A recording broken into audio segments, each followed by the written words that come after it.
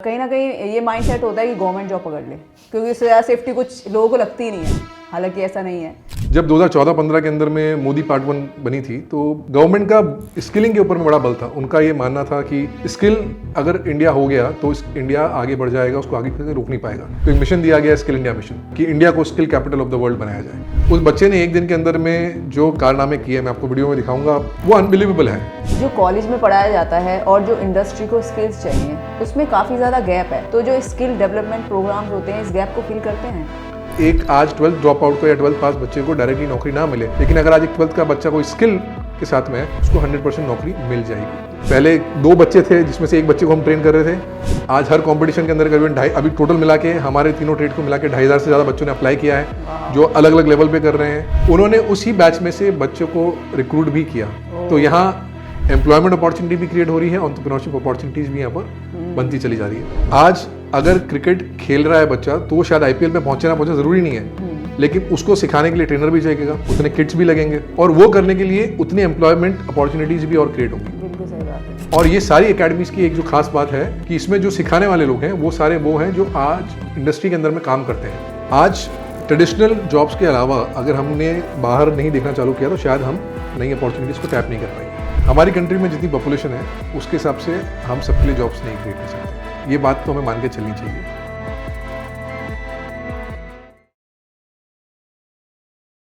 राहुल जी, होपकास्ट में आपका बहुत बहुत स्वागत है। हमें बेहद खुशी हुई आप हमारे शो में आए। Thank you so much.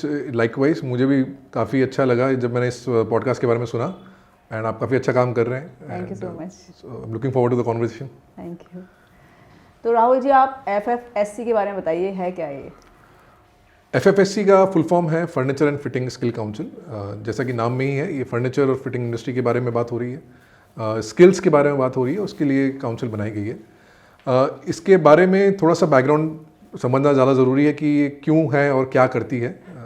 आसान शब्दों में कहा जाए तो इसका एक रोल ये है कि आज हमारे पास में इंडिया में अनएम्प्लॉयमेंट की जो हम बात करते हैं या फिर अपॉर्चुनिटी नहीं होने की बात करते हैं, एक साइड में जो यूथ है, जो डेमोग्राफिक डिविडेंड की बात करते हैं, एक साइड में वो है।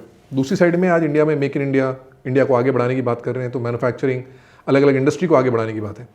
लेकिन जब हम ध्यान से देखते हैं इस इक्वेशन को तो हमें ये पता पड़ता है, और जो कि आजकल बहुत पॉपुलर भी है, मार्केट में चल रहा है, कि इंडस्ट्री में काम करने के लिए सही लोग नहीं है। जब हम सही लोगों की बात कर रहे हैं मतलब स्किल्ड लोग नहीं है। सही बात। और जो एजुकेशन सिस्टम जो सिखा रहा है, जो पढ़ा रहा है, उससे बच्चे को ये ट्रांजिशन नहीं हो पा रहा है प्रॉपर्ली। तो ये जो ब्रिज है बीच का कि एक इंडिया के यूथ को कैसे स्किल करके आप इंडस्ट्री तक लगा सकें ताकि वो लर्निंग जो है वो अर्निंग में डेवलप हो जाए, ये ब्रिज बनाने का काम बेसिकली ये काउंसिल करती है। आसान शब्दों में समझा जाए तो यही है। क्योंकि ये इंटीरियर फर्नीचर सेक्टर को बिलोंग करती है तो इस काउंसिल का फोकस या इस ऑर्गेनाइजेशन का फोकस प्राइमरीली उन सेक्टर के ऊपर में जो जॉब अपॉर्चुनिटीज़ क्रिएट होती है उसके अकॉर्डिंगली स्किल सेट और स्किल बेस्ड प्रोग्राम बनाने का मेन रोल है इसका। थोड़ा और अगर इसके बैकग्राउंड में जाएंगे कि ये इसकी शुरुआत कहाँ से हुई,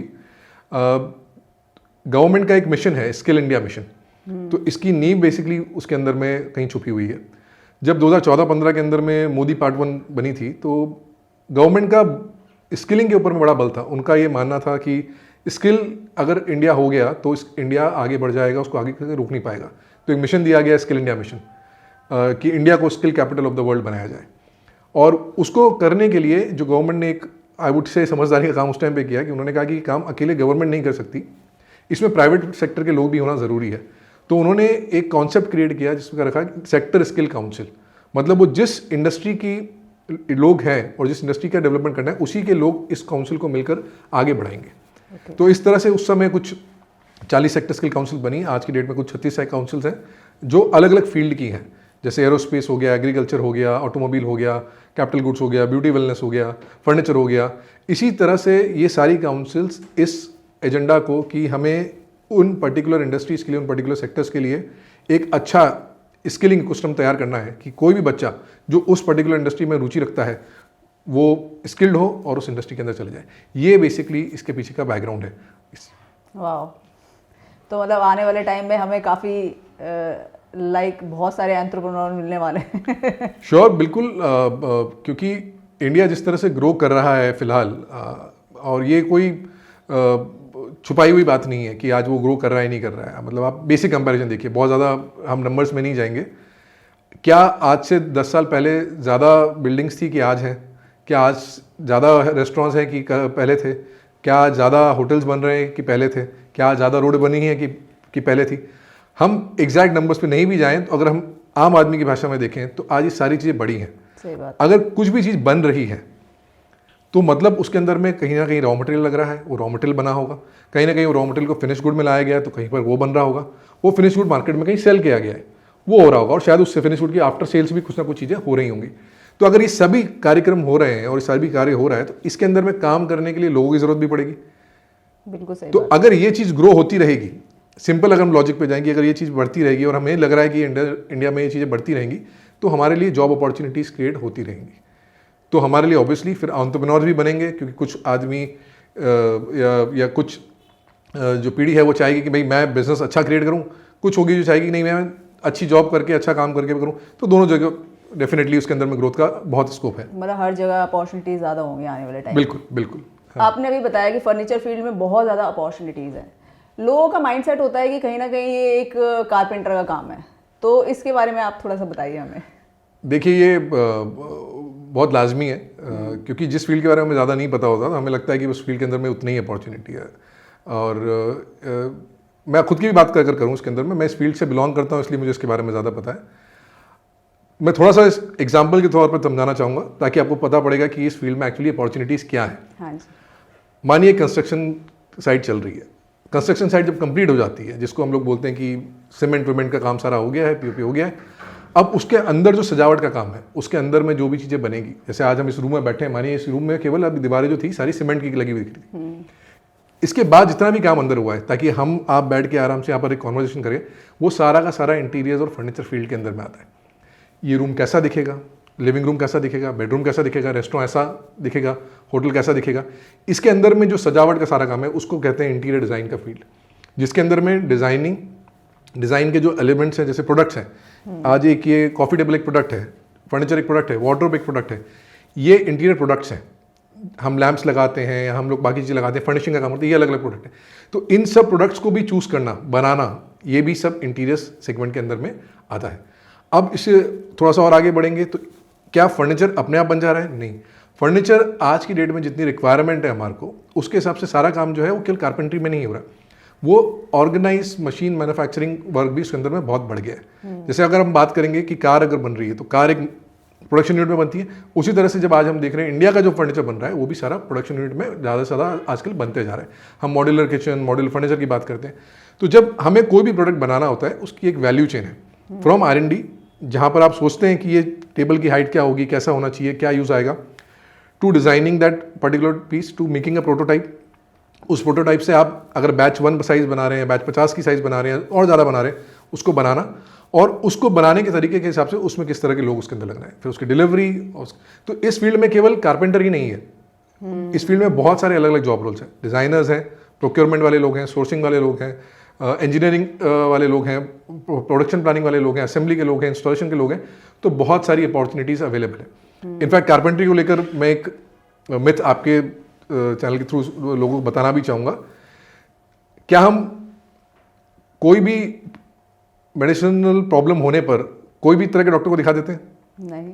अगर दिल का प्रॉब्लम है तो दिल के पास जाएंगे, दांत का है तो दांत के पास जाएंगे। सही बात। उसी तरह से कारपेंट्री, वुड वर्किंग, जैसे मेडिसिन है वैसे ही वुड वर्किंग एक लार्जर सबसेट है, और उसका एक पार्ट है कारपेंट्री।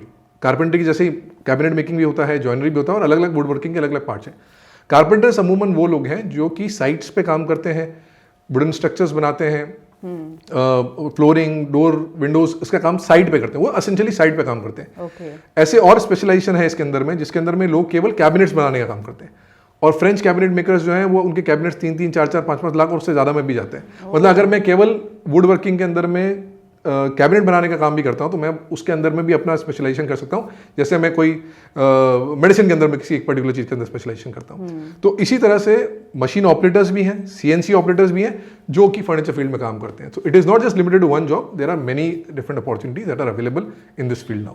सीरियसली सही बात है, आपने इतनी सारी चीज़ें बताई। मतलब हम तो सोचते थे बस ये वुड का काम होता है, कारपेंटर काम करता है, लेकिन सच बात है, जैसे हम होटल्स देखते हैं, 5 स्टार होटल्स देखते हैं, अपना घर देखते हैं, तो ज़मीन आसमान का अंतर होता है। वो शायद इसीलिए क्योंकि उनका जो इंटीरियर होता है वो प्रोफेशनल्स उनको तैयार करते हैं, तो डेफिनेटली वो अलग चीज़ हो जाती है बिल्कुल।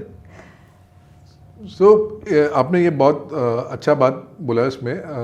ये जो हम देख रहे हैं आज, वो हम हमारी लाइफ में इम्बाइब करना चाहते हैं। पहले था, एक बहुत ट्रेंड होता था सटल मार्केटिंग जिसको कहते हैं, जब सास भी कभी बहू और ये सब आते थे, मेनली जो वो शो देख के लोगों को समझ में आ रहा था, वो एक सास बहू की कहानी तो चल ही रही थी।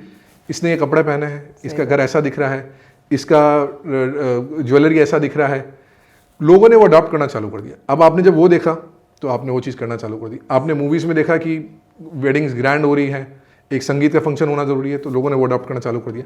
अब आप जब देख रहे हो कि यार घर अच्छा लगना चाहिए, खासकर कोविड के बाद में तो लोगों को और ज़्यादा हो गया कि भाई मेरा घर में सब फैसिलिटी होना चाहिए, अच्छा लगना चाहिए, लाइफ एंजॉय करूँ, तो डिमांड भी बढ़ रही है। जब डिमांड बढ़ रही है, इसलिए ये सब चीज़ों की रिक्वायरमेंट बढ़ रही है, और रिक्वायरमेंट बढ़ रही है तो इंडस्ट्री आगे बढ़ रही है, और इंडस्ट्री आगे बढ़ रही है तो आपकी जॉब अपॉर्चुनिटी बढ़ रही है। डेफिनेटली। तो ये सब उस एक साइकिल की तरह है जो अब हो रहा है इंडिया में। पहले कहा जाता था कि कहावत है, यूर पीस ऑफ फर्नीचर, मतलब आप पड़े हुए हैं कहीं कोने में। It's no more that. पहले वो एक नेसेसिटी वाली बात नहीं थी, लग्जरी वाली बात थी कि फर्नीचर है घर में, तो वो लग्जरी वाली बात हो गई कि आपने सारा का सारा घर प्रॉपर्ली लगाया हुआ है। अब वो नेसेसिटी वाली बात हो गई है, आपको चाहिए। नहीं, वेरी ट्रू। तो राहुल जी, आपको क्या लगता है कि स्किल और एजुकेशन दोनों अलग अलग हैं या फिर सेम ही हैं? ये बहुत अच्छा क्वेश्चन है, और ये काफ़ी डिबेट इस पर चल भी रही है कि is it degree versus skills या फिर एजुकेशन वर्सेस स्किल्स। देखिए, दोनों एक दूसरे के पूरक हैं।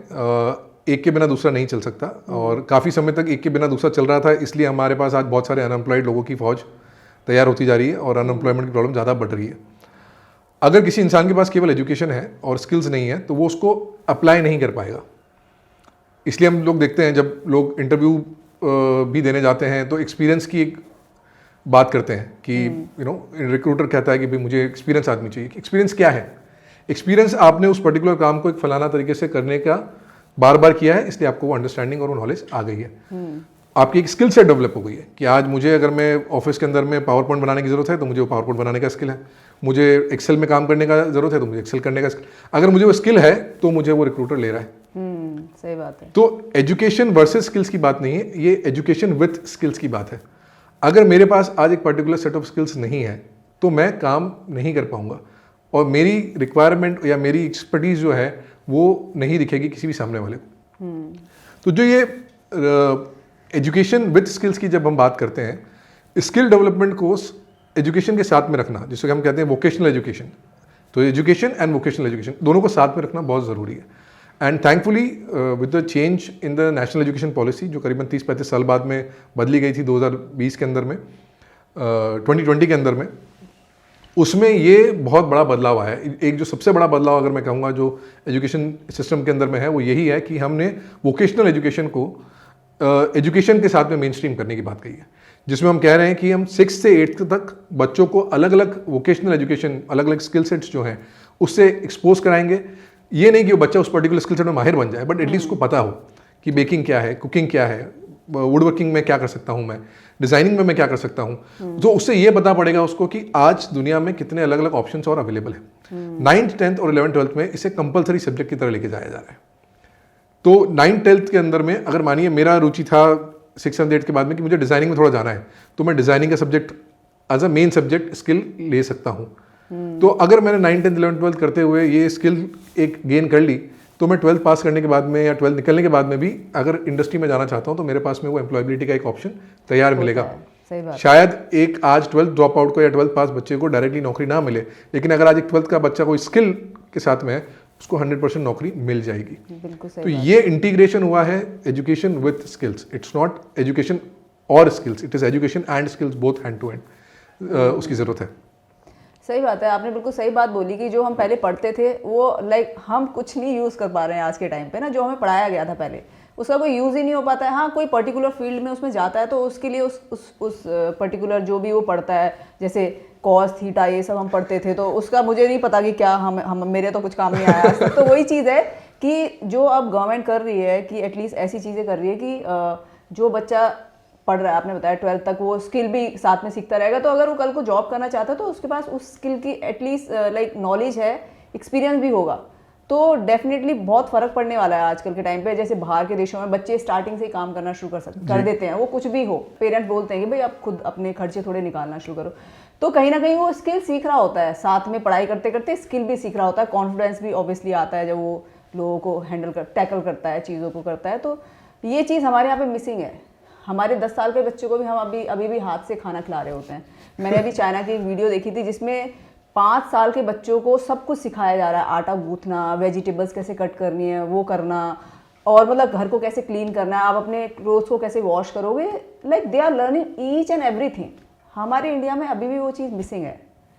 देखिए, आपने अच्छा एग्जांपल लिया, चाइना का एग्जांपल लिया, it's a very relevant example. उससे पहले आपने बाहर के देशों की बात की, मैं उसी से कनेक्टेड एक बात करना चाहूँगा कि लेट्स ड्रॉ अ कंपैरिजन कि इंडिया कहाँ है, चाइना कहाँ है, और बाकी जो डेवलप कंट्रीज हैं वो कहाँ पर है। इंडिया एक डेवलपिंग कंट्री है। यूरोपियन कंट्रीज या अमेरिका की बात करते हैं उसको हम डेवलप्ड कंट्री का दर्जन देते हैं। फ्रांस की बात हो गई, जर्मनी की बात हो गई। चाइना पिछले 40 सालों के अंदर में वो बना है जो भी है। तो चाइना कैसे बना? चाइना भी हमारी तरह एक बहुत पॉपुलेटेड देश था। उन्होंने आज से एक कॉन्शियस कॉल लिया 30-35 साल के पहले कि हमें मैन्युफैक्चरिंग ऑफ द वर्ल्ड बनना है, और उसके लिए हमारे को राइट स्किल सेट्स और राइट नॉलेज देना चालू करना है। तो उन्होंने सबसे पहले क्या किया, उन्होंने जो यूरोपियन एग्जाम्पल्स थे, जो अमेरिकन एग्जाम्पल्स थे, उसको देखना चालू किया कि भैया जर्मनी इतनी बेस्ट इंजीनियरिंग कैसे कर रहा है, उनका इकोसिस्टम क्या है, वो कैसे कर रहे हैं। तो उन्होंने वहाँ का जो वोकेशनल एजुकेशन सिस्टम है जो कि कई सालों से चल रहा है, उसके ऊपर में नज़र डाली। उन्होंने समझा, वो समझा, उन्होंने बाकी यूरोपियन कंट्रीज़ में जो हो रहा है, फ्रांस में जो हो रहा है, स्वीडन में जो हो रहा है, वो समझा। उन्होंने उसके अकॉर्डिंगली अपना एक वोकेशनल एजुकेशन सिस्टम बनाना चालू किया। और ये कोई एक दिन में नहीं बना। आज चाइना जो दिख रहा है, मैं चाइना एक दिन में नहीं बना है, या फिर कोई हम वेस्ट की बात भी करते हैं तो वो एक दिन में नहीं बना है। उन्होंने बहुत कंसिस्टेंटली, कंटिन्यूसली इस टॉपिक के ऊपर में फोकस रखते हुए काम किया है। आज हम बात करते हैं, हमारे यहाँ पर ITIs हैं, वोकेशनल एजुकेशन सिस्टम है। ये कोई स्किल्स की बात आज पहली बार हो रही है, ऐसा नहीं है। ये तो सिस्टम हमारे 1960 से है। सही बात है। लेकिन इतना बल क्यों नहीं है उसके ऊपर में? तो उसके कई कारण हैं। पहली बात, हमारे यहाँ पर वोकेशनल एजुकेशन सिस्टम कभी इतना स्ट्रांग नहीं बन पाया क्योंकि हमने वोकेशन को हमेशा एक मेन स्ट्रीम एजुकेशन से नीचे देखा है। आज भी हम बोलेंगे कि अच्छा ये बंदा हेयर स्टाइलिस्ट है, तो एक ना एक नज़र, भले वो हेयर स्टाइलिस्ट बोल रहे हो आप उसको, पहले कल आप बार बार बोलते हैं, आज उसको हेयर स्टाइलिस्ट बोल रहे हो, आपको एक थोड़ा लगे यार ये समाज में उतना प्रोमिनेंट वाला काम नहीं है। जबकि आज हेयर स्टाइलिस्ट का कोई प्रॉब्लम वाली बात नहीं है। लेकिन अगर आज से 20 साल पहले जाओगे, वो बोलोगे भैया मेरा बेटा हेयर स्टाइलिस्ट बनने जा रहा है, बोलेंगे यार ये इनका बेटा कुछ काम मेन नहीं कर पाया, या मेरा बेटा मैकेनिक बनने जा रहा है या कारपेंट्री करने जा रहा है वो। तो हमारे यहाँ पर ऑटोमेटिकली वो नज़रिया जो था देखने का, वो हमने उसको नीचे कर दिया। तो वो हमेशा ये हो गया कि अगर मैंने वोकेशन लिया भी है, चाहे चॉइस से भी लिया हो, तो आई will B look down upon in the society कि मैं इंजीनियर नहीं हूँ, मैं डॉक्टर नहीं हूँ, मैंने डिग्री नहीं ली है। तो एक माइंडसेट वो कभी भी वोकेशन को मेन स्ट्रीम में आने के लिए नहीं ले पाया, एक मेजर इशू हो रहा। दूसरा, जब इंडस्ट्री ग्रो करती है तब आपको इन सारे रिक्वायरमेंट्स की जरूरत पड़ती है। इंडिया अभी भी MSME सेक्टर है जहां आदमी ऑन द जॉब ही सीख रहा है। ऐसा नहीं कि आप वोकेशन, वरना तो हम लोग चल ही नहीं पाते, क्योंकि अगर सारी चीज़ें सिखाई नहीं जा रही है, अगर कोई पर इंस्टीट्यूशन में, और आपके इंस्टीट्यूशन भी नहीं है, तो आप चल भी नहीं। हम ऑन द जॉब बहुत सारी चीज़ें सीख रहे हैं। जैसे अगर मैंने कारपेंट्री सीखनी थी तो मेरे फादर साहब करते थे या दादाजी करते थे, तो उन्होंने उससे सीखा, मैंने उनसे सीखा। तो एक ट्रेडिशनल वो साइकिल चल रहा था। तो जो पर्टिकुलर प्रोफेशन के अंदर में, उस फैमिली के अंदर में कुछ हो रहा था, तो वो सीखते हुए चले गए। ये मेन स्ट्रीम नहीं हो पाया। सही बात है। तो एक सोसाइटल मिथ की बात आ गई, सोसाइटल नजर पर्सपेक्टिव की बात आ गई, फिर वो प्रोफेशन की नॉलेज, केवल प्रोफेशन की नॉलेज उस पर्टिकुलर सेट ऑफ लोगों में ही जा रही थी। तो जब तक इस पर फोकस नहीं आया, हमने इसको स्ट्रेंथन करना चालू नहीं किया। ये फोकस पहली बार 2014-15 में, जब अब इसका फोकस की आप बात देखिए, गवर्नमेंट ने स्किल इंडिया मिशन लॉन्च किया, एक डेडिकेटेड कैबिनेट मिनिस्ट्री इसके लिए डाल दी, ministry of skill development and entrepreneurship. इससे पता पड़ता है कि गवर्नमेंट का फोकस की आज अगर स्किल्स नहीं हुई तो वो हम आगे नहीं बढ़ पाएंगे कितना है। ये सेम फोकस चाइना का था, ये सेम फोकस जर्मनी का था जब उन्होंने अपना चालू किया था। तो हम इस रेस में, या मैं रेस नहीं कहूँगा, हर कंट्री का अपना अपना है, हम इसमें पीछे हैं। इसलिए हमें ये लग रहा है कि यार वो तो बहुत अच्छा कर रहे हैं, हम नहीं कर पा रहे। अब इसका एक और एग्जाम्पल मैं आपको देना चाहूँगा, क्योंकि वर्ल्ड लेवल की बात जब हम कर रहे हैं, ये बाय चांस नहीं है, बाय डिज़ाइन है कि आज वहाँ पर एक बहुत हाई लेवल ऑफ स्किल्स के आपको लोग मिल रहे हैं। ऐसा क्यों है? क्योंकि वहाँ का जो वोकेशनल एजुकेशन सिस्टम है वो बहुत स्ट्रॉन्ग है और बहुत समय से मेन टक्कर टू टक्कर चल रहा है। इंटीग्रेशन कैसा है वहाँ पर? वहाँ पर बच्चे स्कूल्स में भी स्किल्स अडॉप्ट करते हैं, सीखते हैं। उनके यहाँ पर कंपलसरी अधिकतर जगह मैंडेटरी अप्रेंटिसशिप सिस्टम है कि मैंने 12th के बाद में 3 साल कहीं अप्रेंटिस की तरह काम करूँगा, ऑन द जॉब सीखूंगा, और वो चीज़ मुझे और बेटर आएगी तो मैं स्कूल में भी सीख रहा हूँ और मैं जॉब पे भी सीख रहा हूँ, फिर मैं हायर डिग्री के लिए जा सकता हूँ, करूँगा, तो ये ऑटोमेटिकली सिस्टम बनता चला गया। जैसे हम लोग स्पोर्ट्स को सेलिब्रेट करते हैं, अब हम स्पोर्ट्स को बहुत बड़े तौर पे सेलिब्रेट कर रहे हैं, उसी तरह से वहाँ स्किल्स को भी सेलिब्रेट किया जाता है। जैसे हमारे यहाँ पर स्पोर्ट्स में कंपटीशन होते हैं, district level, state level, regional level, national, फिर इंटरनेशनल, उसी तरह स्किल्स के भी यहाँ पर कंपटीशन होते हैं, और अलग अलग तरह के स्किल्स, जिसमें आपका रेस्टोरेंट का स्किल भी हो सकता है, बनाने का, कुकिंग का स्किल हो सकता है, पेंटिंग का स्किल हो सकता है।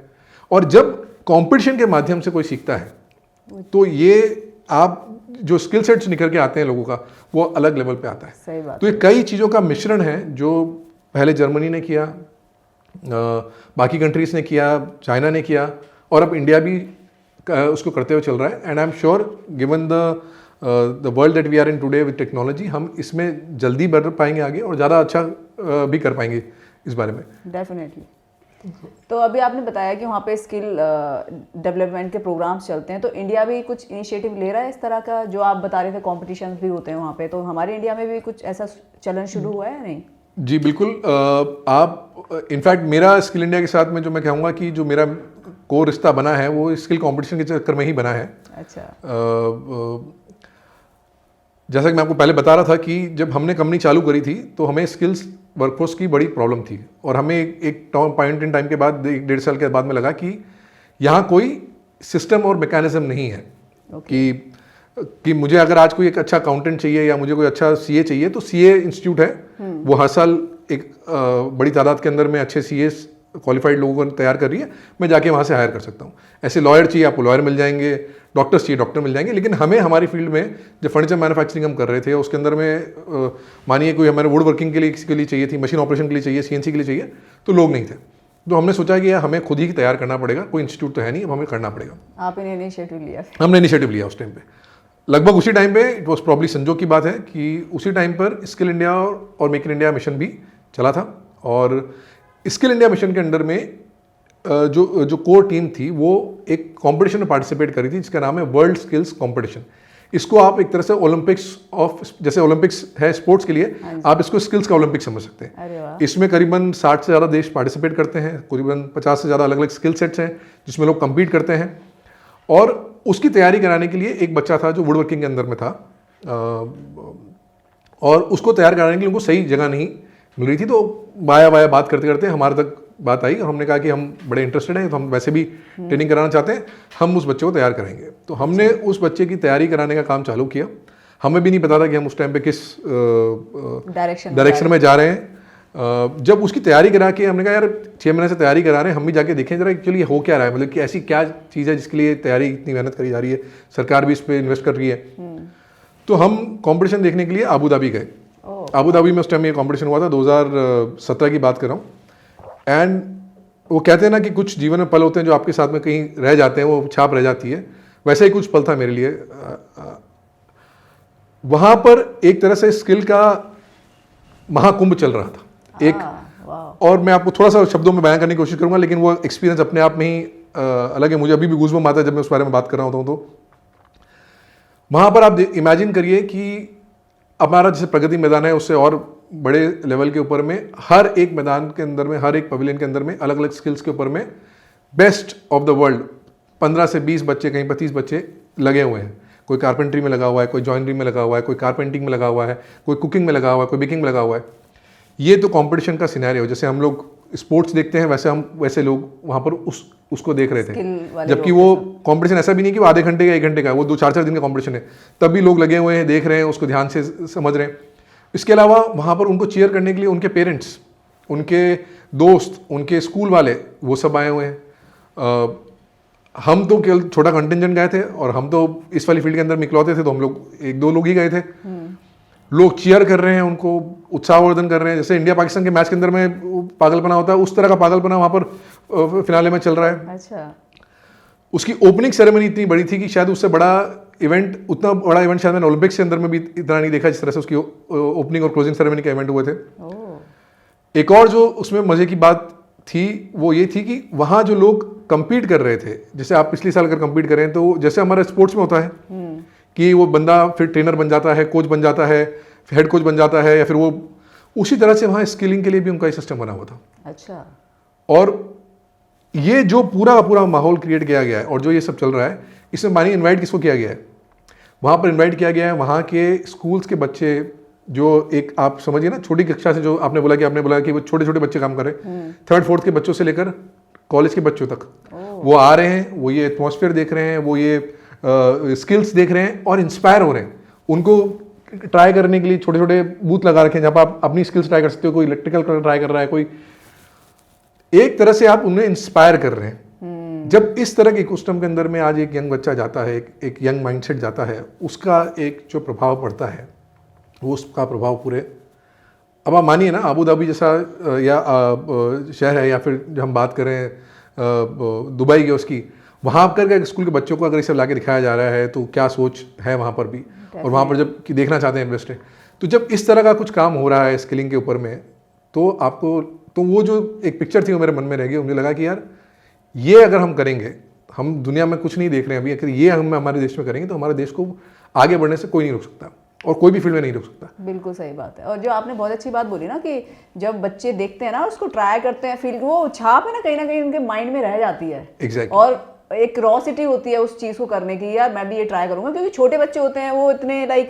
उनका दिल इतना साफ होता है ना कि वो कुछ भी ट्राई करने के लिए सोचते नहीं है कि ये होगा या वो होगा, वो ट्राई करने की कोशिश करते हैं, यार मैं ये ट्राई करूंगा। तो ये होता है बिल्कुल, छाप जो होती है ना बहुत ज़रूरी होती है। सो ये अब इंडिया में, अब इसको इंडिया में के पर्सपेक्टिव में लाते हैं। अब इंडिया भी 2000 करीबन मेरे ख्याल से 8 या 10 से कर रहा है उसके अंदर पार्टिसिपेट। हमारा 2017 से चालू हुआ था हमारे ट्रेड का।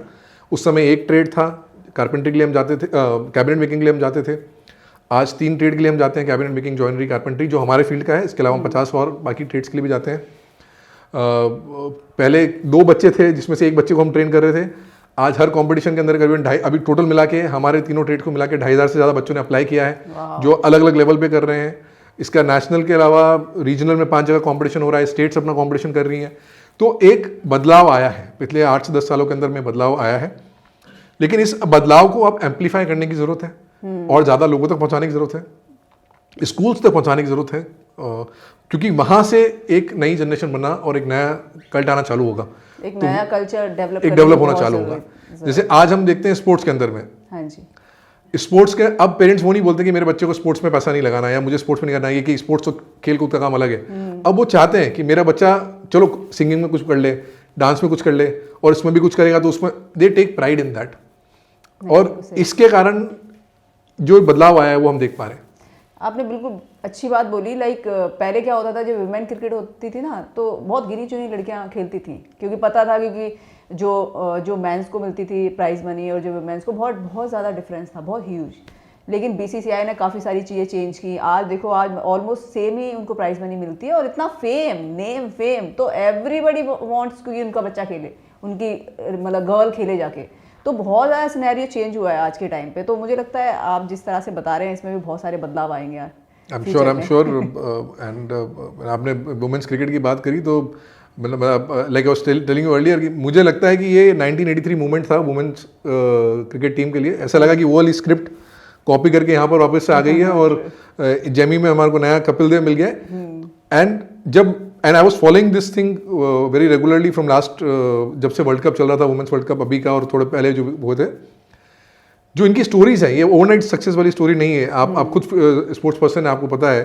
सही बात। लेकिन जब ये हुआ है अभी, तो अब जिस तरह से जेमी को देख के और लोग तैयार होंगे, या फिर जो हमारे बाकी स्पोर्ट्स पर्सन है उसको देख के तैयार होंगे, तो वो इम्पैक्ट एक आएगा। तो इस तरह से जब एक बड़ा फीट कुछ अचीव हो जाता है, तो उसके बाद में एक पूरी जनरेशन पे बड़ा इम्पैक्ट आना चालू हो जाता है।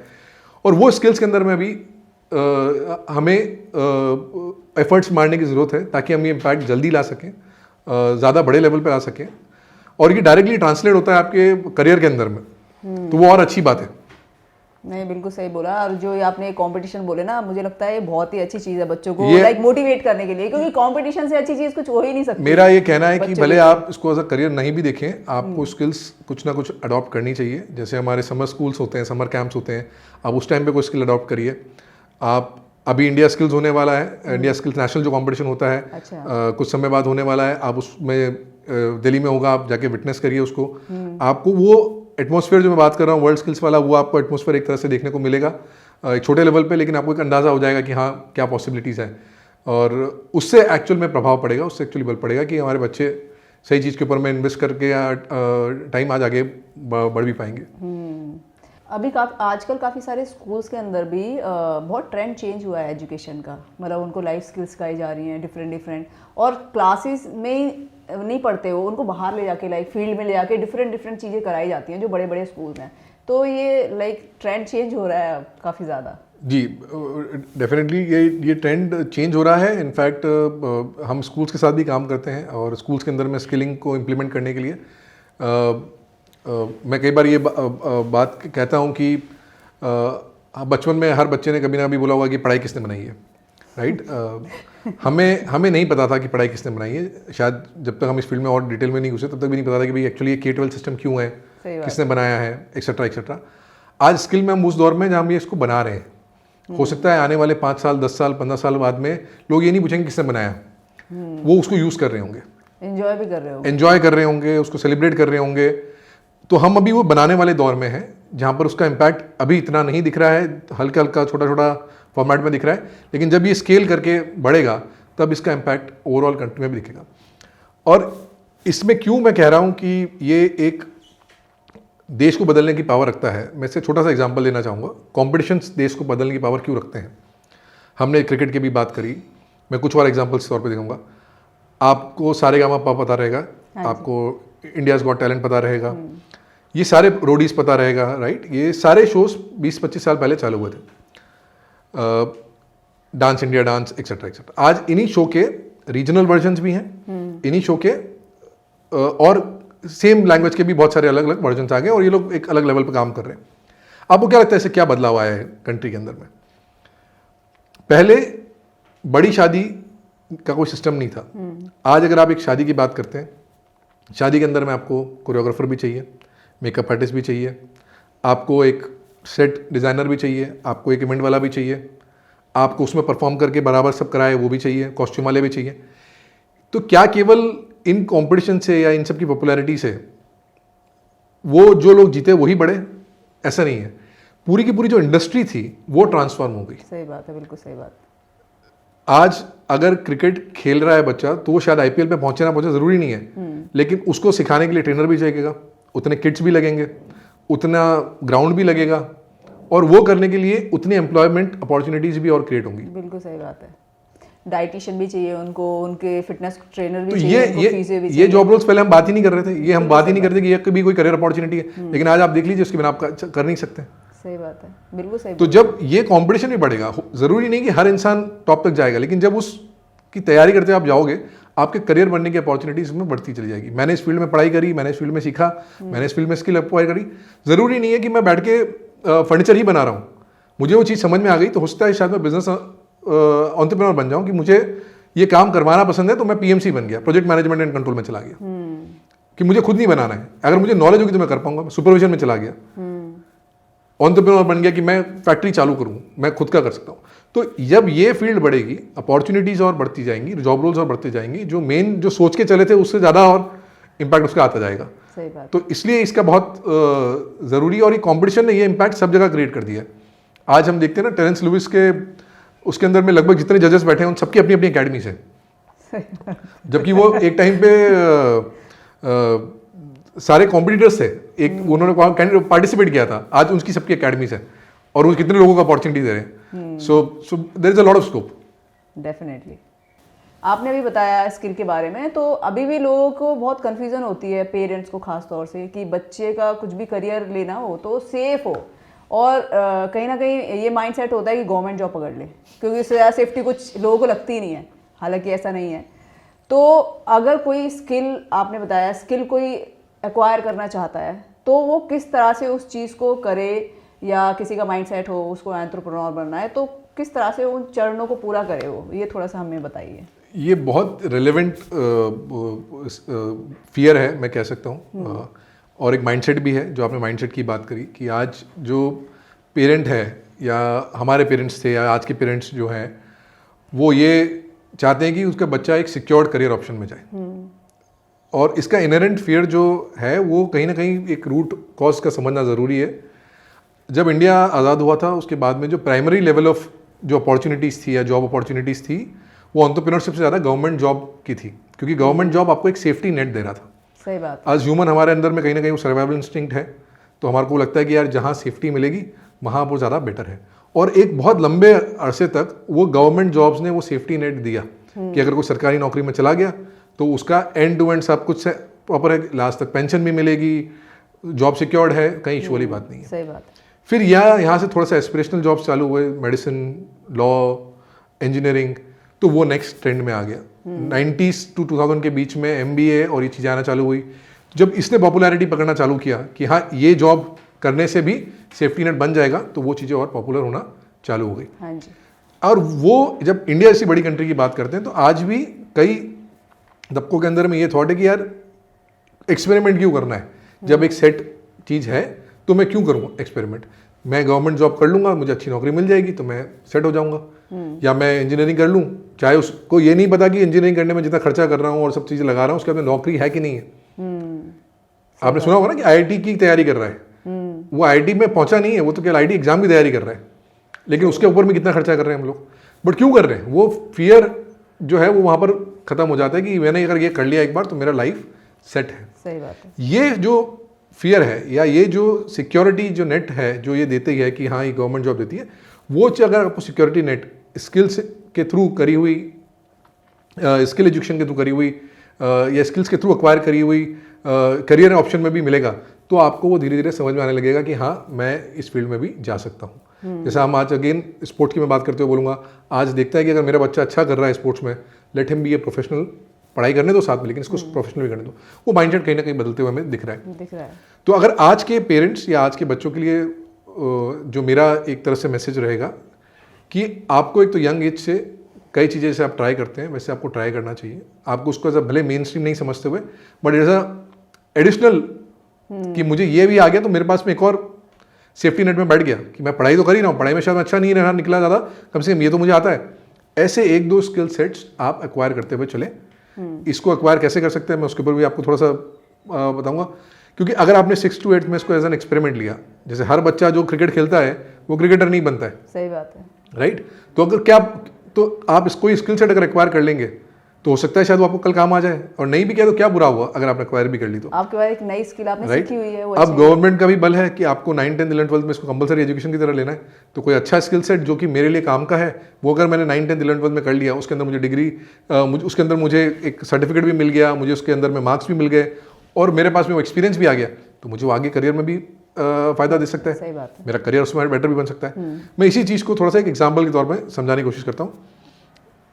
मानिए आज एक बच्चा है जो आर्ट एंड क्राफ्ट डिज़ाइन वगैरह में थोड़ा सा रुचि रखता है, और ये बच्चा है अभी 6, 7, 8 के ग्रेड के आसपास में, जहाँ पर कंपलसरी है, मैथमेटिक्स कंपलसरी है, साइंस कंपलसरी है, आर्ट एंड क्राफ्ट कंपलसरी है, ये सब चीज़ें कंपलसरी है। उसका शौक भी है इसके अंदर में, उसका साइंस और इनके तरफ ज़्यादा रुझान नहीं है, लेकिन तब भी उसके मम्मी पापा ने ट्रेडिशनली उसको बोला कि नहीं बच्चों में 9, 10, 11, 12 के अंदर में यही पढ़ना पड़ेगा। उसने मन मार के करा लिया।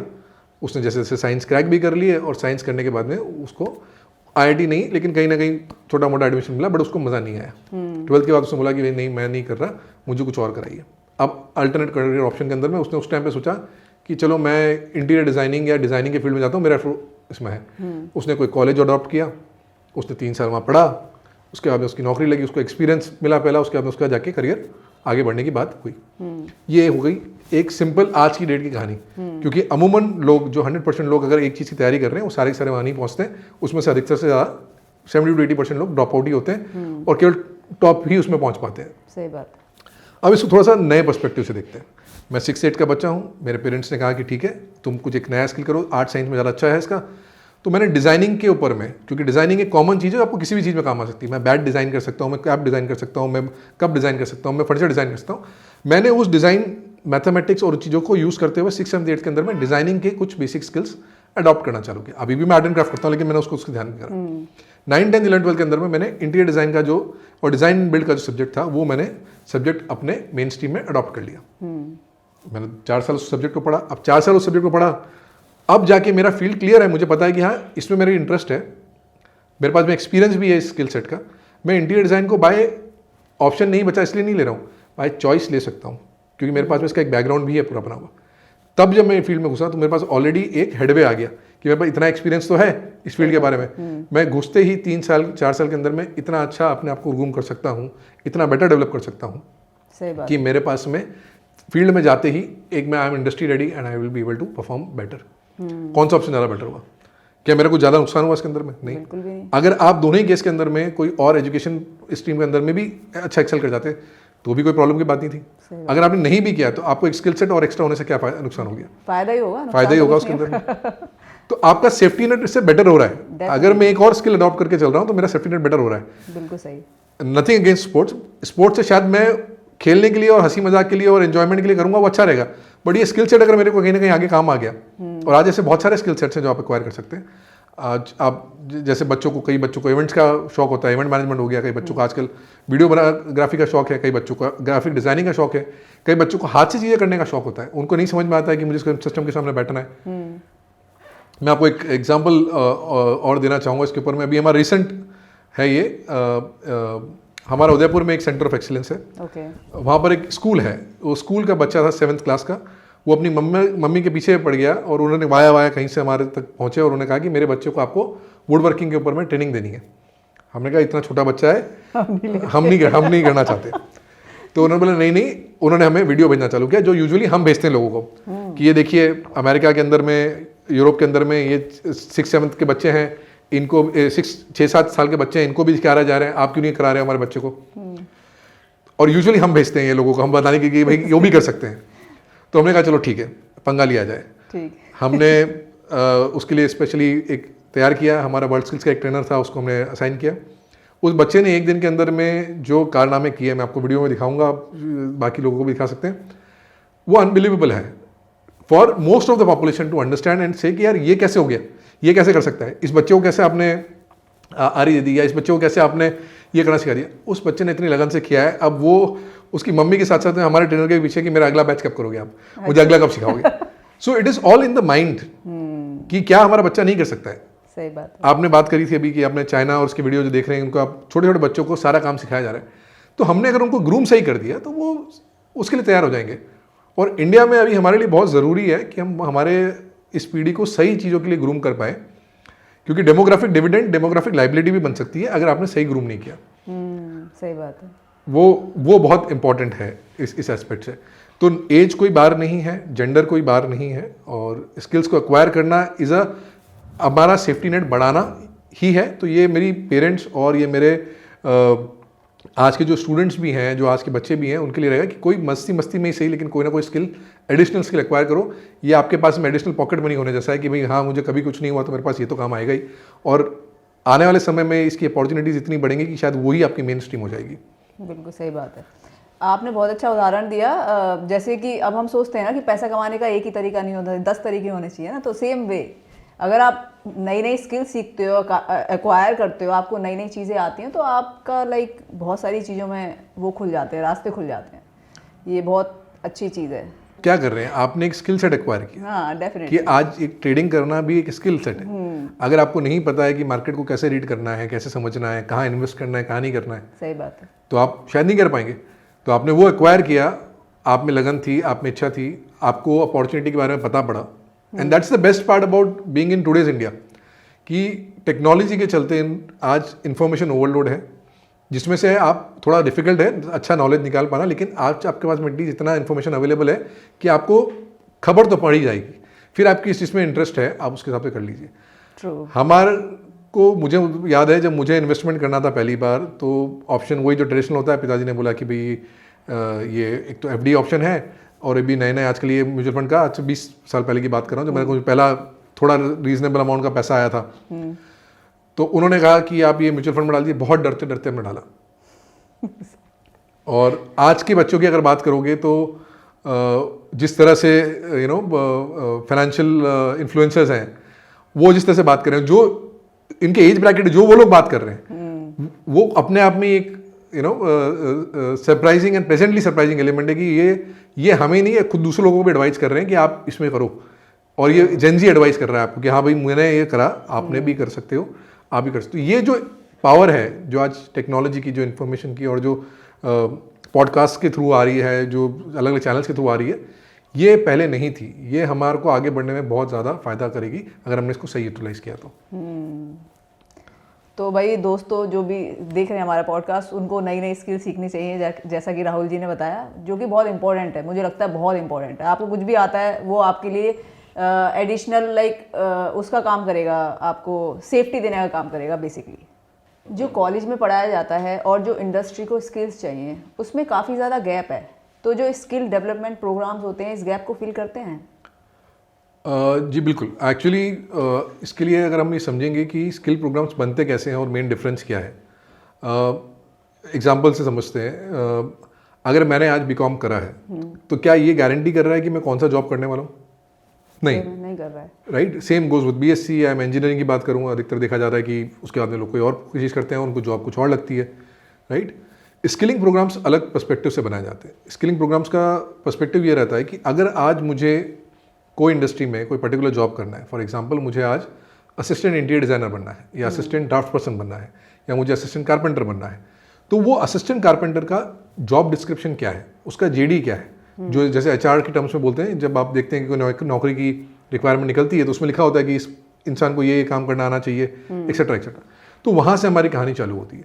जब हम वो जॉब डिस्क्रिप्शन को देखते हैं तो हम ये समझते हैं कि इस जॉब डिस्क्रिप्शन को अचीव करने के लिए आपको क्या क्या चीज़ें आनी चाहिए, क्या क्या चीज़ें आपको पढ़नी है। हो सकता है कि अगर मेरा काम असिस्टेंट इंटीरियर डिज़ाइनर का है या असिस्टेंट ड्राफ्ट पर्सन का है तो मुझे इंटीरियर डिज़ाइनिंग नहीं आती हो भले, मुझे लेकिन ड्राफ्टिंग करना आता है, मुझे कैसे ऑटोकैड चलाना है या कैसे कोई सॉफ्टवेयर चलाना है, कैसे उसको कन्वर्ट करना है वो आता हो। शायद मुझे मेरा डिज़ाइन का अंदर इतना अच्छा इक्विपमेंट ना हो, तो मैं अगर असिस्टेंट ड्राफ्ट पर्सन का प्रोग्राम कर रहा हूँ तो मैं उस जॉब को करने के लिए एटलीस्ट निपुण बन जाऊँगा।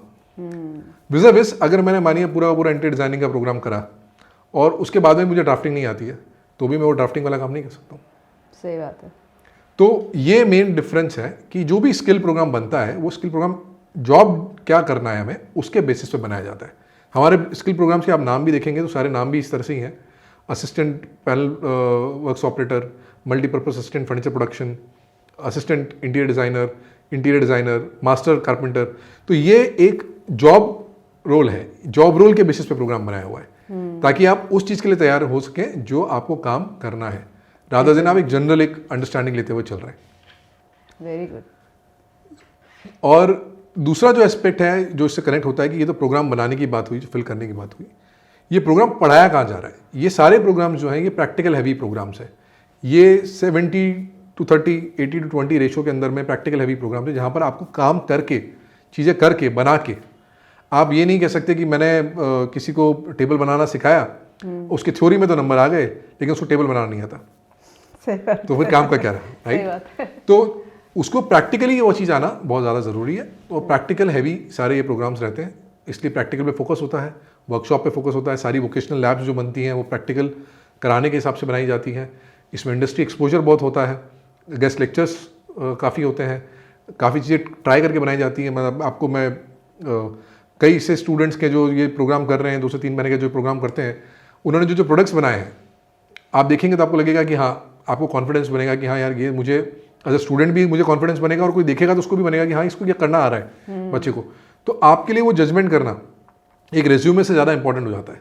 सही बात कि है। इस बच्चे ने ये बनाए, ये प्रोडक्ट्स बनाए, तो ये बच्चा ये काम कर सकता है। So that is how it is being done. तो राहुल जी, आप हमें ये बताइए कि अगर कोई ये प्रोग्राम करना चाहता है, किसी बच्चे को इंटरेस्ट है, तो किस तरह से वो एडमिशन ले सकता है, कहाँ कहाँ कर सकता है इसको? श्योर।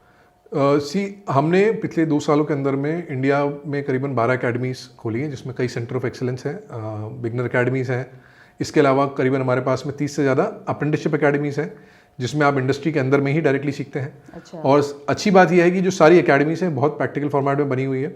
कई अकेडमीज़ को आपको देख के लगेगा कि ये प्रोडक्शन यूनिट है जहाँ बच्चा एग्जैक्टली जैसे प्रोडक्शन होता है उस तरह से सीखता है। और ये देश के लगभग सारे बड़े शहरों में है, दिल्ली में है, बॉम्बे में है, हैदराबाद में है, बेंगलोर में है, चेन्नई में है, और कई छोटे शहरों में भी हमने इसको चालू किया है। उदयपुर के अंदर में है, जैसे अकेडमीज़ खोली है हमने, विजयवाड़ा के अंदर में खोली हुई है। और ये सारी अकेडमीज़ की एक जो खास बात है कि इसमें जो सिखाने वाले लोग हैं वो सारे वो हैं जो आज इंडस्ट्री के अंदर में काम करते हैं। तो यहाँ केवल प्रोफेसर, जनरल प्रोफेसर वाला हिसाब किताब नहीं है, ये प्रैक्टिस प्रोफेसर ऑफ प्रैक्टिस का हिसाब किताब है कि अगर मुझे ये बनाना आता है तो ही मैं आपको वहाँ सिखा रहा हूँ, या मुझे मशीन चलाना आता है तो मैं आपको सिखा रहा हूँ। दूसरा जो इसमें एक और इम्पॉर्टेंट पहलू है कि सारी एकेडमीज जो हैं ये उन रीजन में खोली गई हैं जहाँ पर इंडस्ट्री को डिमांड है। अच्छा। सो फॉर एग्जाम्पल मानिए आप हैं और आपके जैसे इंडस्ट्री के हमारे 50 लोग और हैं, आप लोगों की एक डिमांड है, कैप्टिव डिमांड है कि मुझे इतने लोगों की ज़रूरत है, तो उस डिमांड को ध्यान में रखते हुए हमने उस रीजन के अंदर में अकेडमी खोली है। तो हमें पता है कि बच्चा जब ट्रेनिंग करेगा तो उसको 100% प्लेसमेंट मिलेगा ही मिलेगा, क्योंकि इंडस्ट्री की वहाँ पर इतनी डिमांड है। काफ़ी अच्छा विजन है आपका। इसका एक और इम्पॉर्टेंट एस्पेक्ट ये है कि ये अकेडमीज जिस तरह से आज आप बड़े कॉलेजेस की बात करते हैं, IIT IIM की बात करते हैं, वहाँ पर कई इंडस्ट्री के लोग, इंडस्ट्री के लीडर्स आते हैं, वहाँ पढ़ाते हैं, लेक्चर्स देते हैं। इन सारी एकेडमीज के अंदर में जो वो इंडस्ट्री का जो एक पूल बना हुआ है, हम इसे बोलते हैं कि फॉर एग्जांपल जैसे दिल्ली है, दिल्ली के हमारे इंडस्ट्री वाले साथ में, तो हमने कॉन्सेप्ट क्रिएट किया हुआ है रीजनल स्किल चैप्टर। तो वहाँ पर जिस तरह से कम्युनिटी होती है, रोटरी की क्लब हो गया, राउंड टेबल हो गया, इस तरह से एक कम्युनिटी है इंडस्ट्री के साथ में जो उस एकेडमी का ध्यान भी रखती है, वहाँ पर लेक्चर्स लेती हैं, उस वहाँ पर रॉ मटेरियल्स हो गया, फील्ड विजिट हो गया, फैक्ट्री पे बच्चों को करना है, उसके ऊपर भी ध्यान देती है। तो बच्चों को एक रियल टाइम एक्सपोजर मिलता है, जो उसको जॉब ज्वाइन करने में मिलेगा उसी तरह से उसको एक एक्सपोजर मिलता है कि मुझे क्या काम करना है, कैसे करना है, किनके साथ करना है, वो अंडरस्टैंडिंग उसमें डेवलप होती है। तो इससे जो एम्प्लॉयमेंट अश्योरेंस है या फिर आज आपको नौकरी मिलने का जो एक जो चांसेस है वो हम कहते हैं कि 100% अश्योरेंस है आपको कि आपको प्लेसमेंट मिलेगा ही मिलेगा। आप लेना नहीं चाहते वो बात अलग है। हमारे नंबर्स भी कुछ इसी तरह से बात करते हैं। पिछले 2 सालों के अंदर में जिसमें अकेडमीज कुछ पहले 4-5 थी, वो अभी 12 हो गई और फाइनेंशियल ईयर एंड तक अभी हमारे 15 अकेडमीज हो जाएंगी। इन सब में अभी तक कुल 500 बच्चों ने तैयारी करी है, जिसमें से हमारा 70% प्लेसमेंट रेट है। मतलब जिसको प्लेसमेंट चाहिए था उनको प्लेसमेंट मिला है। आप कोई जेंडर बायस भी नहीं है। करीबन 20% गर्ल्स स्टूडेंट्स हैं जिन्होंने इसको अपॉर्चुनिटी को अवेल किया है। यूजुअली सोचा जाता है कि ये एक मेल डोमिनेंट इंडस्ट्री है, बट ऐसा भी नहीं है। और ये जो ट्रेनिंग प्रोग्राम है इसको हमने, इसका एक और जो इम्पोर्टेंट पहलू है वो है कि हमने इसको लिंक किया है इंडस्ट्री में लर्निंग के साथ में भी। कहने का मतलब है अगर आज मानिए आप एक स्टूडेंट है तो आपकी जर्नी जब चालू होगी, आप 2 से 3 महीने तक वर्कशॉप के अंदर में ये जो मैंने आपको सिस्टम बताया उसकी तरह आप सीखेंगे, आप प्रैक्टिकल्स करेंगे, आपके अंदर नॉलेज एक आएगा। उसके बाद में आपको कंपलसरी एक अप्रेंटिसशिप सिस्टम जो होता है जिसे हम कहते हैं learning on the job while you are earning. तो आपको अगले 6 महीने तक पैसा भी मिलेगा सीखने का और आप काम भी करेंगे एक कंपनी के अंदर में। तो आपको कंपनी एनवायरनमेंट का और अंडरस्टैंडिंग भी बैठेगी, जिससे आपका जब ये 6-9 महीने से 12 महीने का पीरियड खत्म होता है, you are well equipped to be having a better career in the industry then compare to any fresher who joins the industry directly. तो इससे आपको एक बहुत बड़ा एडवांटेज मिलेगा। तो ये आप एक तरह से कह सकते हैं सारा जो अकेडमी सिस्टम है इंडस्ट्री के साथ में, इंडस्ट्री के अंदर में उसकी मदद से ही चलाया जा रहा है, जो इंडस्ट्री के लोग ही साथ में मिलकर चला रहे हैं। तो इससे काफ़ी एडवांटेज बच्चों को मिल रहा है। आपने बिल्कुल सही बोला। हमारे टेनिस के अंदर भी इस तरह से होता है कि अगर किसी ने कोर्स किया है तो आपको कोर्स करने के बाद किसी अच्छी एकेडमी के साथ कुछ महीनों के लिए काम करना पड़ेगा। तो ये कंपलसरी कर दिया है। तो जैसे आपने बताया कि ऐसा कंपलसरी है कि आपको जाकर कैसे काम सीखना पड़ेगा या करना पड़ेगा, तो ये बहुत अच्छी चीज़ है। कॉन्फिडेंस अलग डेवलप होता है और जब आप काम करते हो ना उस माहौल में जाके तो बिल्कुल डिफरेंट सिनेरियो होता है एक्चुअल में जो हम देखते हैं। तो इसमें मैंने एक जो वर्ड यूज़ किया है अभी अप्रेंटिसशिप, जो आप अभी जो बात को कह रहे हैं, ये इसका एक टेक्निकल टर्म है अप्रेंटिसशिप, जिसमें आप बेसिकली कोई भी काम सीखने के बाद में आप ऑन द जॉब उसको और करते हैं ताकि आपको ऑन द जॉब लर्निंग उसमें हो सके। हमने जब बाकी देशों की बात करी, ये सिस्टम जर्मनी और बाकी देशों में बहुत प्रेवलेंट है, जिसको वहाँ पर ये ड्यूअल वोकेशन ट्रेनिंग इकोसिस्टम के पार्ट में बोलते हैं। और अप्रेंटिसशिप एक बहुत बड़ा गवर्नमेंट का भी फोकस एरिया है जिसमें गवर्नमेंट इसको सपोर्ट भी कर रही है। फॉर एग्जांपल अगर आज आपने अप्रेंटिस की तरह ज्वाइन किया तो आपको एक स्टाइपेंड गवर्नमेंट की तरफ से भी मिलता है उस पीरियड के लिए। तो अगर आपने 6 महीना अप्रेंटिसशिप में करा है तो इसमें इंडस्ट्री की कॉस्ट भी कम हो रही है और बच्चों को सीखने के लिए भी इसमें फायदा मिल रहा है, मोटिवेशन में मिल रहा है। तो अगर वो 6 महीने के पीरियड के लिए या 12 महीने के पीरियड के लिए या 24 महीने के पीरियड के लिए आपने अप्रेंटिसशिप करी है तो आपको 1500 रुपये गवर्नमेंट की तरफ से उसमें बेसिकली आ रहा है, ताकि गवर्नमेंट आपको सपोर्ट कर रही है कि आप उसमें और ज़्यादा सीख सकें। इससे फ़ायदा इंडस्ट्री को भी है। इंडस्ट्री मानिए आपको 20,000 रुपये देती तो उसके अंदर में से उसका भी थोड़ा सा लोड कम हो गया, बहुत ज़्यादा नहीं लेकिन कम तो कम से कम हुआ, तो उनको भी एक प्रोत्साहन मिलता है। इसमें पूरी पॉलिसी भी है और इसमें policy industry friendly policy, learner friendly policy भी गवर्नमेंट बना रही है। तो एक बड़ा इनिशिएटिव है जो गवर्नमेंट इसके ऊपर में काम कर रही है। Very nice. और आपने अभी बताया कि काफ़ी सारी लाइक फीमेल या गर्ल्स भी इस फील्ड के अंदर आ रही हैं, तो ऐसा नहीं है कि ये सिर्फ मेल डोमिनेटिंग वो है फील्ड। तो ये इसके बारे में थोड़ा सा आप बताइए। देखिए लाइक अगेन ये माइंडसेट वाला इशू है और अवेयरनेस का बहुत इशू है। अगेन वर्ल्ड स्किल्स कंपटीशन के ऊपर मैं थोड़ा सा लाइट थ्रो करना चाहूँगा। कुछ साल पहले की बात है, जो सिल्वर मेडलिस्ट थी कैबिनेट मेकिंग के अंदर में, अच्छा। वो स्वीडन की एक लड़की थी। हाँ। एंड हमने जब देखा और हमने जाना उसके बारे में, तो हमने और थोड़ा सा रिसर्च किया, तो हमें रियलाइज़ हुआ कि बाकी देशों के अंदर में ये जो ट्रेड है वो सब लोग पिक कर रहे हैं। देयर इज़ नो बायस कि मेल डोमिनेंट है तो मेल डोमिनेंट सेगमेंट में, ऐसा कुछ नहीं है। वहाँ पर कोई मेल डोमिनेंट सेगमेंट वाली बात नहीं है। इनफैक्ट कई फैक्ट्रीज़ के अंदर में जो चाइना में है, वियतनाम में है, वहाँ पर फीमेल रेशियो ज़्यादा है और उनकी जो एफिशिएंसी और प्रोडक्टिविटी है वो बहुत ज़्यादा अच्छी है। मतलब फीमेल हर मामले में बेटर है, ये कहा जा सकता है जब हम मैन्युफैक्चरिंग फ्लोर्स पे भी देख रहे हैं उसके अंदर में।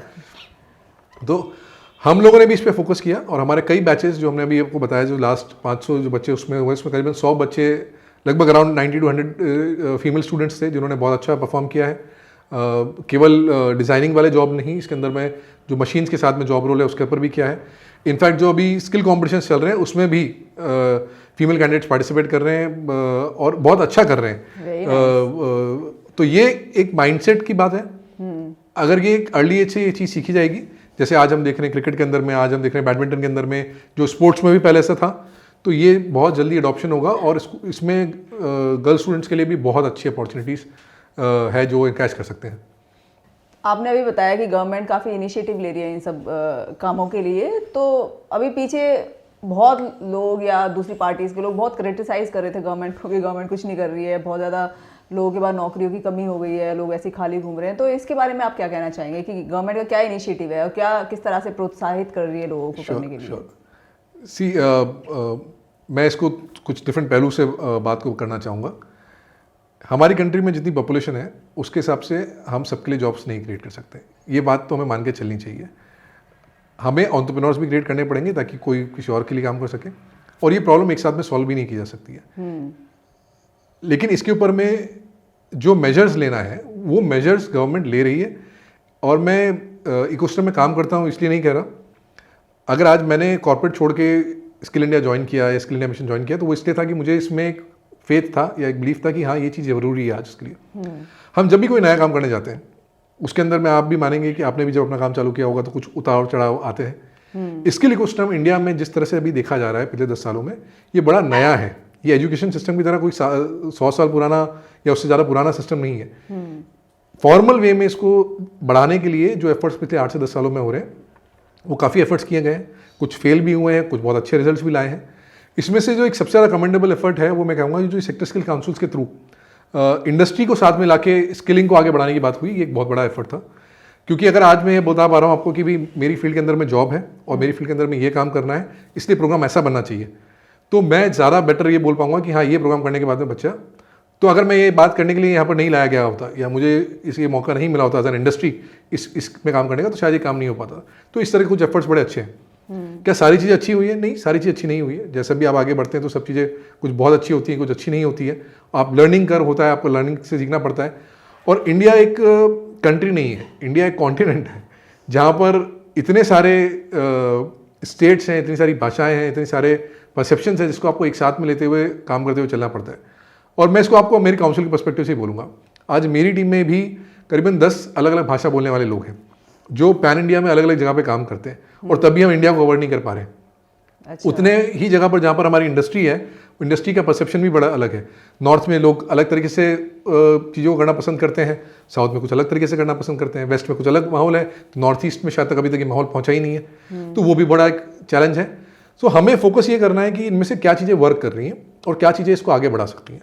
एंड थैंकफुली आई सी कि उसमें कई जगह, जैसे हमारे जो अभी मिनिस्टर भी हैं, ministry of skill development and entrepreneurship के जयंत चौधरी जी काफ़ी प्रोग्रेसिव लीडर हैं, काफ़ी लर्नेड लीडर हैं, और उनका काफ़ी फोकस्ड अप्रोच है कि स्किलिंग को कैसे आगे बढ़ाना है।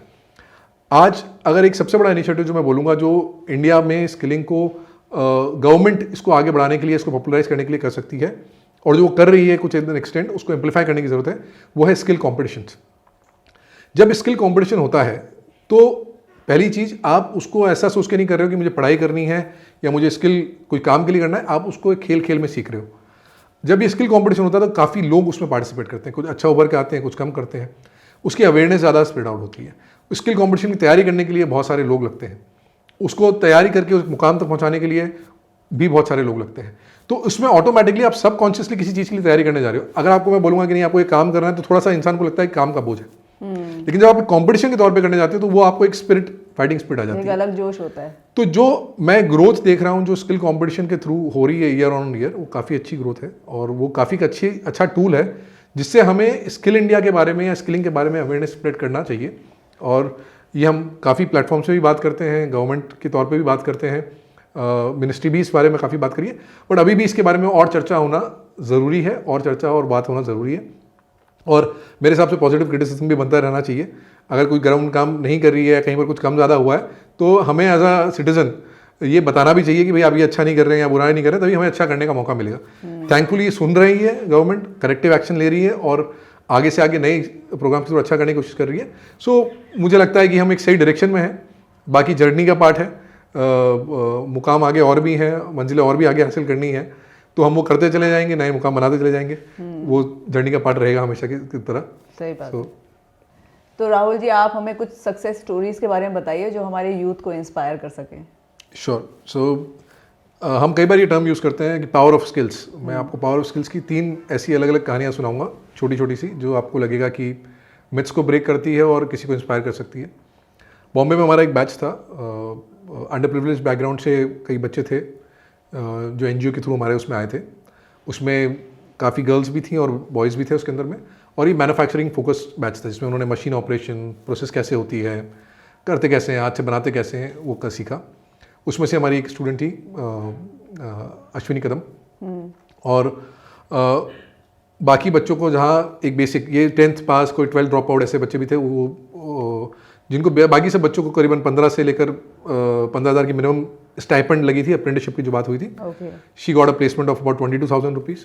तो वो उस बैच के अंदर में 3 महीने के अंदर में उनको नौकरी मिली, 2.5 से 3 महीने के अंदर में उनको ये लग गया। अब वो और अच्छा कर रही हैं, वो she is earning about 30-40, and वो अभी उसको 1 साल भी नहीं हुआ है। पहली बात, एक गर्ल चाइल्ड होके उन्होंने एक मैन्युफैक्चरिंग वाला सीखा। दूसरा, उन्होंने अपने बैच में अच्छा भी किया, तो उनको पूरे बैच के अंदर में जिसमें एक्सपीरियंस भी कुछ लोग थे उसके अंदर में उनको अपॉर्चुनिटी मिली। और आज जहाँ वो काम कर रही है वहाँ पर एंटरप्रेन्योर ने, जो एम्प्लॉयर ने जिसको उसको रिक्रूट किया है, उसको उसके अंदर में पोटेंशियल दिखाया, तो उन्होंने कहा कि भाई मुझे इसको डिजाइनिंग भी सिखाना है।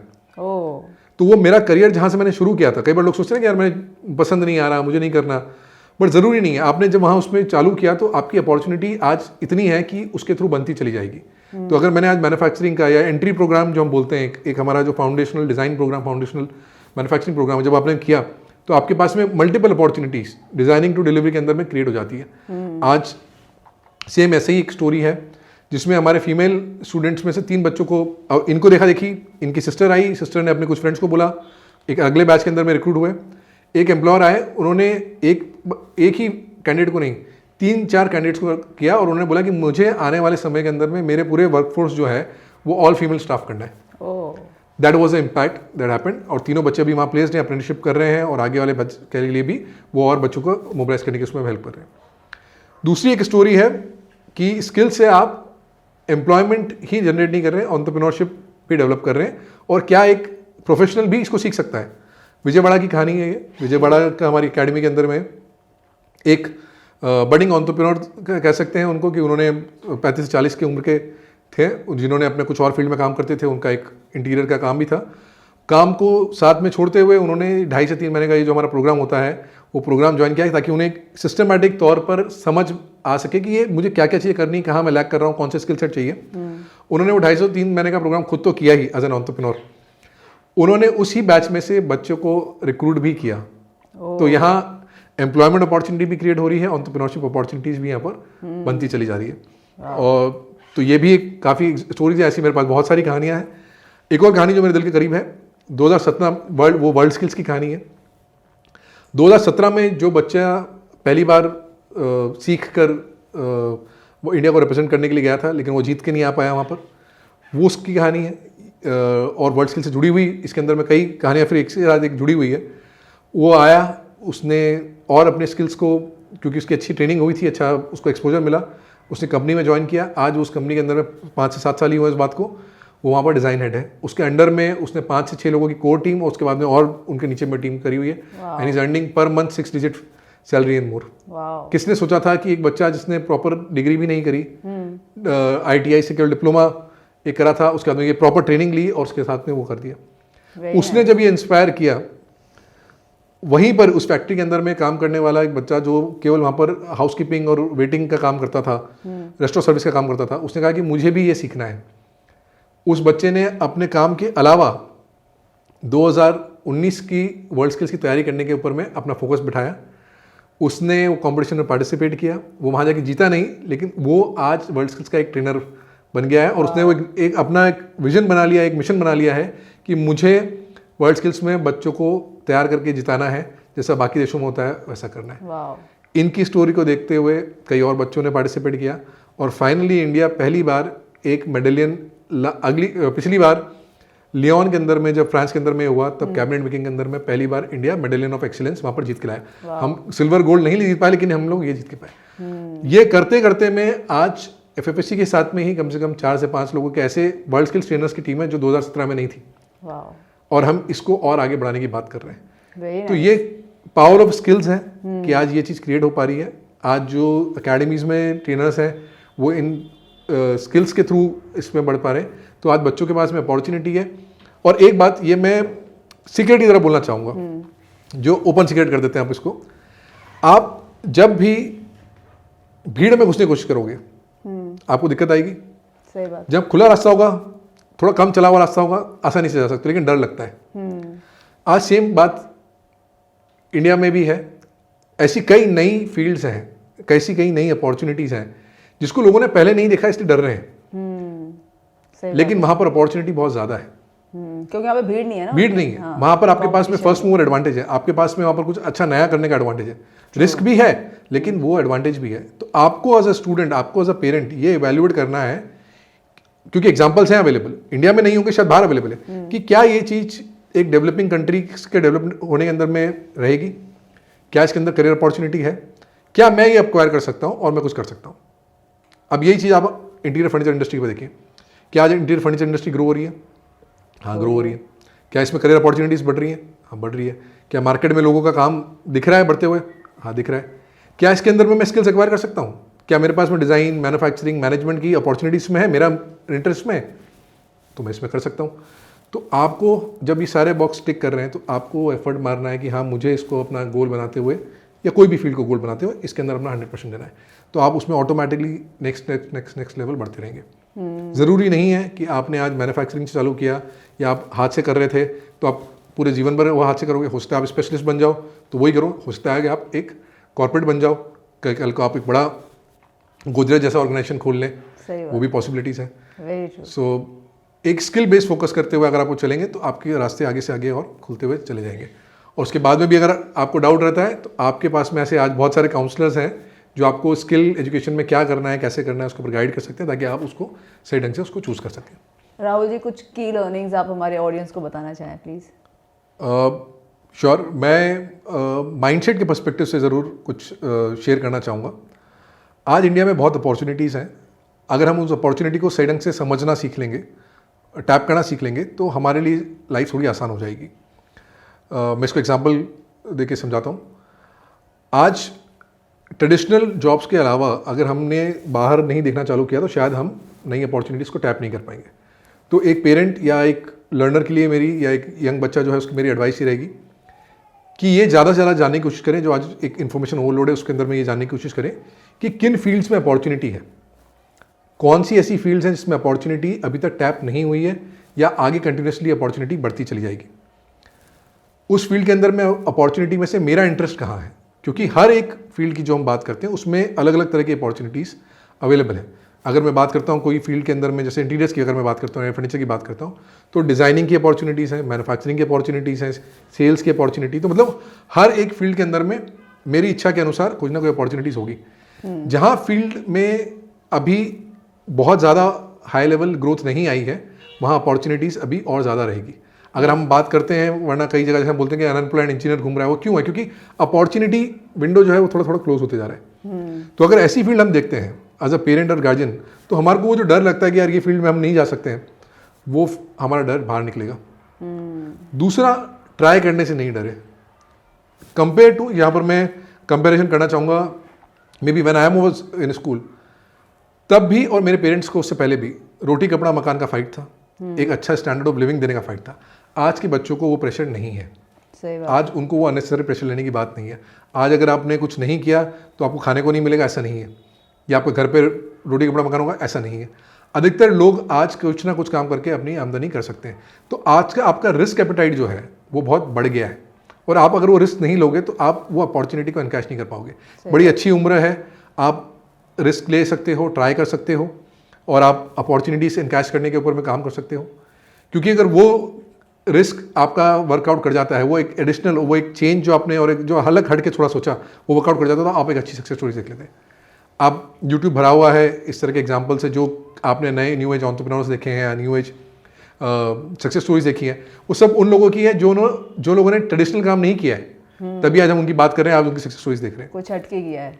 तीसरी जो एक इम्पॉर्टेंट बात है, अनलाइक अर्लियर टाइम्स, जो मैं अपने पापा के या उसके पहले की बात करूं, और हम एक चीज़ में अब सहमत नहीं रह सकते, एक चीज़ से काम नहीं चलेगा। अब गोल ये नहीं रहा कि मैंने ये सीख लिया और मुझे आ गया और ये सब हो गया, नहीं।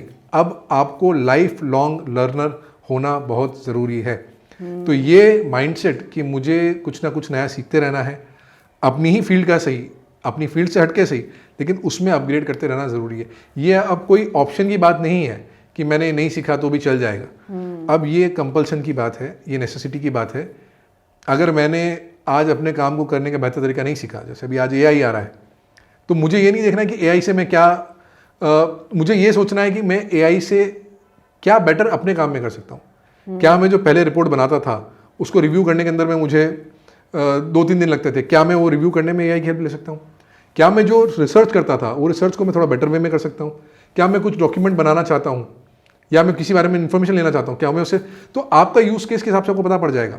चाहे आप कोई भी फील्ड के हो, चाहे आप स्पोर्ट्स के हो, चाहे आप एजुकेशन के हो, चाहे आप मैन्युफैक्चरिंग के हो, डिज़ाइनिंग के हो, आपको अपनी फील्ड का यूसेज उसमें दिख जाएगा। और ये केवल एआई के साथ ही नहीं, कल को नई और टेक्नोलॉजी भी आएंगी, आपको अडॉप्ट करना, लर्न करना, ये सीखते रहना वाली जो आदत है, उसको पहली चीज़ तो इस बात को आदत बनानी पड़ेगी और उसको आपको जीवन भर साथ में रखना पड़ेगा, तभी आने वाला जीवन जो है वो आसानी से और आराम से और मज़े से निकलने वाला है। तो ये 3 मेरे सजेशन रहेंगे जो होपफुली मेरे ख्याल से ऑडियंस को काम भी आए और उनके लिए लाइफ में कोई वैल्यू भी ऐड कर पाए।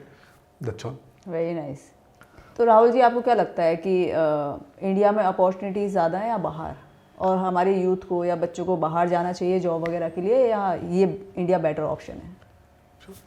देखिए, आज की बात अगर हम करें तो इंडिया में डेफिनेटली अपॉर्चुनिटीज़ बहुत ज़्यादा है, और इसको प्रूव करने के लिए बहुत सारे पॉइंट्स हैं, बहुत सारे स्टैट्स हैं, बहुत सारे परसेप्शन बेस्ड भी और लेमननेस भी अगर आप देखेंगे तो है। जैसे मैंने हमारी फील्ड का एग्जांपल लेते हुए बोला था, अगर आज से 20 साल पहले हम होटल्स की तुलना करें, इंफ्रास्ट्रक्चर की तुलना करें, रोड्स की तुलना करें, इंटीरियर में जो काम करा रहे हैं, जो बिक्री हो रही है इसकी तुलना करें, जो कपड़े लोग पहन रहे हैं, ये सब चीज़ें बढ़ रही हैं। इंडिया एक डेवलपिंग कंट्री है, तो जहाँ डेवलपिंग का एस्पेक्ट आ रहा है वहाँ पर ग्रोथ का एस्पेक्ट आता ही रहेगा, बिकॉज आप point A to point B पे जाने की बात कर रहे हैं। तो आप कोई भी फील्ड पकड़ लें, उसके अंदर में आज अपॉर्चुनिटी है, आपके पास बड़ा करने की अपॉर्चुनिटी है। इसलिए आज आप देखते हैं कि कई जो बड़े बिजनेस हाउसेज हैं, जो हमारे पास इन्वेस्टमेंट भी आ रहा है, वो इंडिया पे बेट हो रहा है। हम बोलते हैं फॉरेन इन्वेस्टर्स यहाँ पर लगाना चाह रहे हैं, फंडिंग जो मिल रही है, बाहर के लोग यहाँ पर लगाना चाह रहे हैं। क्यों लगाना चाह रहे हैं? इंडिया में साइज ऑफ द मार्केट बहुत बड़ा है, कंजम्पशन लेवल काफ़ी ज़्यादा बड़ा है, छोटे से लेकर बड़े स्केल के अंदर में अपॉर्चुनिटीज़ है। आप मास को कैटर कर सकते हैं, आप क्लास को कैटर कर सकते हैं, आप 1% के लिए प्रोडक्ट बना सकते हैं, आप 90% के लिए प्रोडक्ट बना सकते हैं। तो यहाँ अपॉर्चुनिटीज़ बहुत ज़्यादा है। तो आज अगर कंपेयर किया जाएगा कि बाहर जाने में ज़्यादा अपॉर्चुनिटी है या इंडिया में, तो मेरा ये मानना रहेगा without any bias towards India कि आज इंडिया में ज़्यादा अपॉर्चुनिटी है, और बच्चे यहाँ पर रह के उस अपॉर्चुनिटी को टैप कर सकते हैं, एक अच्छा करियर बना सकते हैं। तो राहुल जी, थैंक यू सो मच। बहुत मज़ा आया आज की कॉन्वर्सेशन में हम लोगों को, और बहुत कुछ सीखने को मिला। आई होप हमारी ऑडियंस को भी बहुत कुछ सीखने को मिला होगा। Thank you so much. Pleasure is all mine. Thank you so much.